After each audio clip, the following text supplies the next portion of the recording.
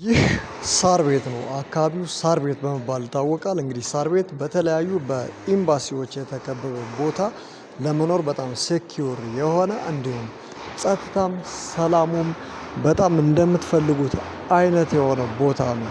ታዲያ እዚህ ቦታ ላይ ሰኔ 30 ላይ ቤት ቢያገኙ ወይም ቤት ቢረከቡ ምን ይሰማዎታል? ሁላችሁም የቤታችሁን ቁልፍ ድምጽ እየሰማችሁ በዚህ ላይ አስተያየታችሁን ማስቀመጥ ትችላላችሁ። ታዲያ ይህ ከጀርባዬ እንደምታዩት እንግዲህ ስራውን እያገባደደ ያለ በአዲስ ላይፍ ሪል ስቴት ተገንብቶ የቀረበላችሁ ጂ+ 24 አፓርትመንት ነው። ይህ አፓርትመንት ወደ ታች 2 ቤዝመንት አለው። እስከ ሁለተኛ ድረስ የመኪና ማቆሚያ ነው። በአጠቃላይ 5 ሌቭል ፓርኪንግ ያለው ቤት ነው የገነባንላችሁ። ይህ እንግዲህ ከባለ 1 እስከ ባለ 3 መኝታ ክፍሎች ይገኙበታል።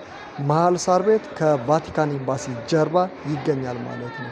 እንዲሁም ከፊት ለፊቴ ደግሞ ካናዳ ኤምባሲ ይገኝበታል። ይህ ቦታ በጣም ምርጥና ለምርጦች የቀረበ አፓርትመንት ነው። ታዲያ በዚህ መሃል አንዳንዶቻችሁ ከ5 እስከ 7 ሚሊዮን ብር ብላችሁ የምትጠይቁኝ ደንበኞች አላችሁ። እነዚህ ደንበኞች ደግሞ ምናልባት አሁን አዲሱ ሳይት ቡልጋሪያ አካባቢ ወይም ጫሳ ቤት አካባቢ የምናወጣው ፕሮዳክት አለን።